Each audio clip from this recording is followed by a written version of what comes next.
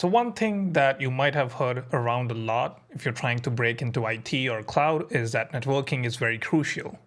And knowing networking concepts is very important. And if you're part of this channel, you have seen some videos around networking already, you know that I go by that advice. How networks both on-prem or in cloud work, as they are very important for any of the IT roles, cloud, or cloud adjacent roles like DevOps, cloud security. And I have made a dedicated video on the roadmap itself, but today I wanted to share a resource that will teach you networking concepts in a hands-on way. Now, before you dive into this resource that I'll be sharing today, you need to understand few concepts. So I would highly recommend that you check out the networking roadmap for cloud and DevOps. That is a video on my channel. I'll make sure to link it down below. But it basically talks about all the concepts that you need to understand before you can dive into cloud computing itself. Now, coming to the resource, if you don't know, Learn to Cloud is the best free resource guide curriculum that is available for you to learn cloud and the underlying concepts. And it teaches you in a hands-on manner with projects, labs, and stuff. And within the networking phase, there's Network Troubleshooting Lab,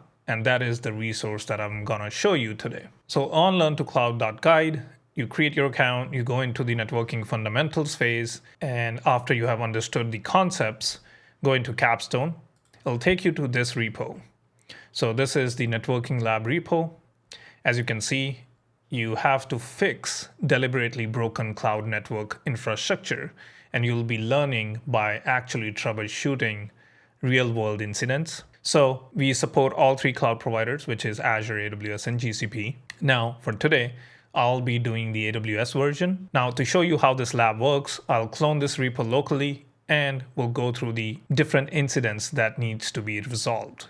So I have the repo cloned here, and you can see I'm in the AWS folder. Now let me open this repo in VS Code and we'll look at the README. So under what you learn, you'll see that it goes over routing and gateways. You'll also understand DNS resolution, network security, and troubleshooting. So these are the kind of core concepts that the incidents cover within the lab.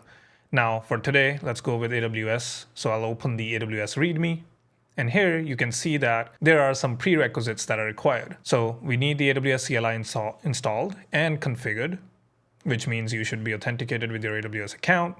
You need Terraform, you need JQ installed for JSON parsing, and you'll also need, already said that the AWS CLI, if it's configured, the CLI will be used by Terraform to deploy the broken resources. So I'll open the terminal window. And I'm already in the AWS directory, so we'll go into scripts. So there's a scripts directory. Now, if you're familiar with ISE and Terraform, you can go into the Terraform directory and do a Terraform apply command, which will deploy all these resources. But let's say you're not familiar with Terraform, so we'll use the setup script instead. Now I'll do some checks, which is find out if AWS CLI is installed, if AWS credentials are authenticated, and if Terraform is installed.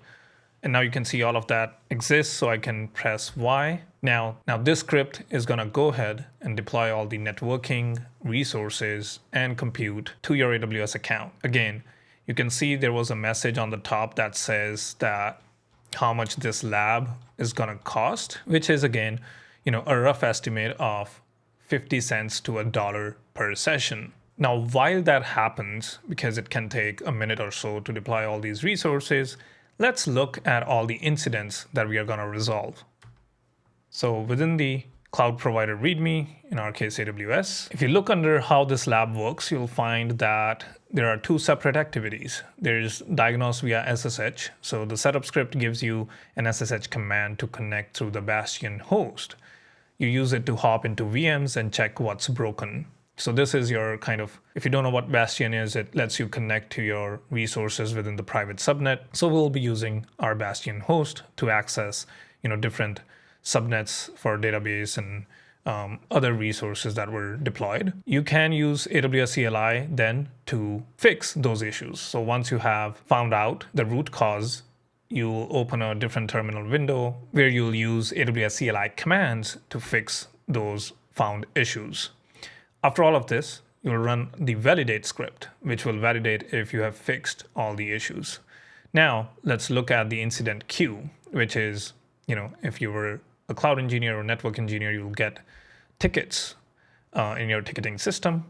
So the first one is the 4521, where API service can't pull the external data. You can see the priority is high. This was reported by the backend team, to kind of replicate a real world scenario. And it says our API service that runs on private subnet stopped being able to fetch data from external APIs this morning. We didn't change anything on our end. Requests to third-party services just hang on timeout. Internal calls between our services still work fine. So the affected system is API server, and it is within the private subnet. Similarly, you have, a service discovery broken, which is, a DNS problem. Seems like the public DNS works fine, but the internal host names for different services cannot be resolved. The next incident is the web frontend can't reach backend. So the affected system is web server trying to reach API server, and then API server trying to reach the database. And it says the web frontend suddenly can't connect to the API backend. We are getting connection refused errors on port 8080. Third one is the security audit findings. And this basically means that the security team did an audit and they found some issues or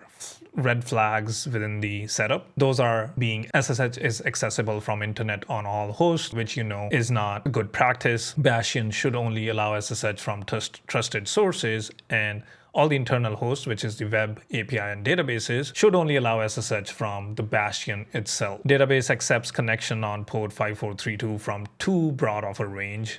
This should only be the API security group. And third finding from the security team is the ICMP is open from anywhere on the web server. Now, if you know the networking concepts, if you go through the roadmap that I mentioned earlier, and if you understand those networking concepts and understand how AWS works, how VPC, subnets, network access control lists, security groups work, you'll be able to fix all these incidents. Now, going back to our setup script, you can see that we got some outputs here, which is, the admin username we'll use for our Bastion host to SSH. We also got our API server private IP, some security groups as output as well. And you can also see that it has a connection info. So you'll need to save the SSH key and change the permissions on that SSH key. So this will allow you to connect to the Bastion. And then you also have the internal IPs within the VPC for SSHing into them. So we have the web server, the API server, and the database server. To test the web endpoint, you can do a curl request. So this should load the web endpoint. Now this is kind of replicating a real world 3-tier architecture. You have your web servers, your API servers, and your database server. And now we are ready to start. So our SSH key is saved here. So I can use that to SSH into the Bastion. So let's try doing that. So I'll open a new tab here, and then we'll cd into the project, and I'm just gonna copy the commands that are here. So I'll copy this one, and then we'll change the permissions on the security on the SSH key. And finally, we'll use the SSH command because it has the IP address in the command itself. And yes, so now you can see that I am within my Bastion host, and you can see right here that it tells you that you are now in the Bastion host, and you can now SSH into the web server, the API server, and the database server. To just try that, let's try running this command, and you can see that the SSH to the web server works. So I can exit this, which would mean that now I'm back in the Bastion host. Now, I won't be solving all the challenges or the incidents because that just defies the purpose of the hands-on learning. So what I'm gonna do is make a cut here, solve all the incidents to just kind of show you how our validate command works at the end. So you'll see a cut here. Okay, so after some troubleshooting and writing AWS CLI commands to fix the incidents that we saw, let's go into the scripts folder within AWS and run the validate script. Now it takes a few seconds to run this script because it checks on all the fixes you have done and make sure all the incidents are resolved and are in the state where they should be based on the instructions in the README. And now you can see that the incident status, we have the 4521, 4522, 23, and 24 all resolved. And you can now generate a token using the export command, which you will paste in the networking fundamentals section at the end, where you see that I have now submitted and completed the networking lab. But yeah, that is the hands-on lab. And also you can run the validate.sh after working through each incident instead of, in my case, I ran it at the end. But I will also advise highly to make notes as you progress through these incidents. Now, this might take you some time because I had the context of the labs because we defined these challenges. Top of that, I also have good amount of cloud engineering experience, but this is a great resource for the hands-on learning of the crucial networking concepts within cloud computing. And once you have completed the verification with the token in the Learn to Cloud, we can now go ahead and destroy all of the resources so that we don't incur any charges. And for that, you can use the destroy.sh script, which is also in the scripts directory, and this would clean up all the resources that were deployed for this specific lab. So there you have it. I wanted to give you a glimpse of the best hands-on learning experience that we tried to build with Learn to Cloud, and this was the networking lab section. And you can kind of see how you go through it and the kind of concepts that are covered. So I hope you liked the video and we'll try out the lab. If you have any feedback and ways we can improve this experience, let us know in the comments. We just want to make Learn to Cloud the best resource for learning cloud and DevOps.